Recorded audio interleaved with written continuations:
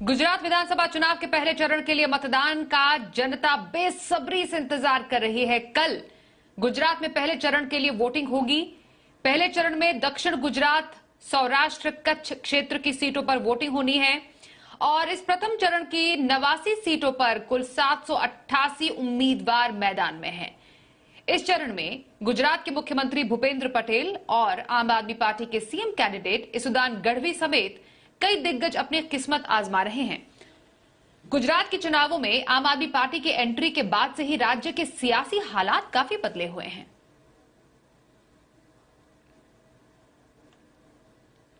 और इस खबर पर अहमदाबाद से हमारे साथ हमारे सहयोगी संवाददाता विशाल पांडे हैं।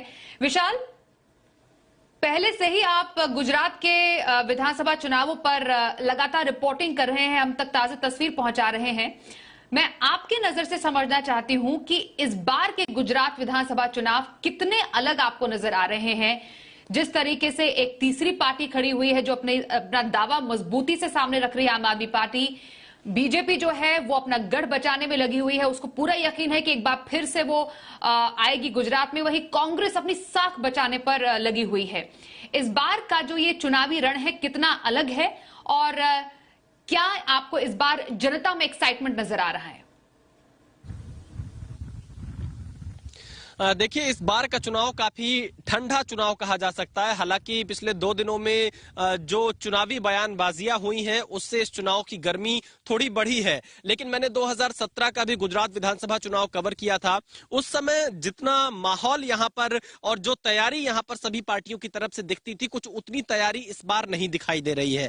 बीजेपी के बड़े नेता लगातार चुनाव प्रचार कर रहे हैं, लेकिन कांग्रेस के बड़े नेता आखिरी दिन तक गायब रहे। राहुल गांधी मात्र एक दिन गुजरात अब तक पहुंचे हैं, जबकि अब कल ही पहले फेज का जो चुनाव प्रचार था वो खत्म हो चुका है। आम आदमी पार्टी के अरविंद केजरीवाल गुजरात आ जरूर रहे हैं, ताकत पूरी लगा रहे हैं। अब से 1 महीने पहले तक अरविंद केजरीवाल की आम आदमी पार्टी का जो एक हाइप था, एक जो चर्चा का विषय बना था, उसमें कहीं ना कहीं थोड़ी गिरावट जरूर देखने को मिली है। और खासतौर पर जिन इलाकों में पहले चरण का चुनाव होना है, सौराष्ट्र, दक्षिण गुजरात और कच्छ, जहां पर मैं मौजूद हूं, यहां पर बीजेपी और कांग्रेस के बीच में सीधा मुकाबला दिखाई देता है। लेकिन सौराष्ट्र के कुछ इलाकों में आम आदमी पार्टी ने अपनी मौजूदगी दर्ज कराने की कोशिश की है। इसुदान गढ़वी, जो कि आम आदमी पार्टी के मुख्यमंत्री पद के चेहरा है, वो भी इसी चरण में उनका भी चुनाव आएगा। तो ऐसी स्थिति में देखें, मुद्दे बहुत ज्यादा गायब रहे हैं। 27 साल से बीजेपी की यहां पर सरकार रही है।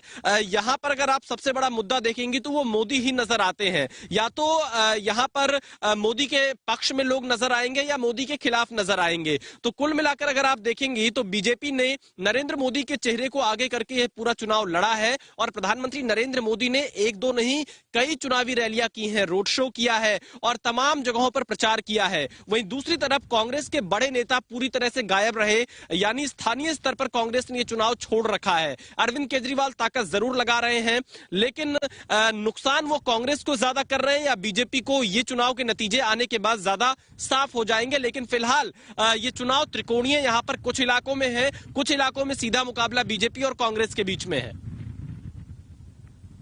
जी, धन्यवाद करेंगे विशाल आपका इस ताजा अपडेट के लिए। कच्छ से हमारे संवाददाता विशाल पांडे गुजरात विधानसभा चुनाव में ताजा अपडेट हमको देते हुए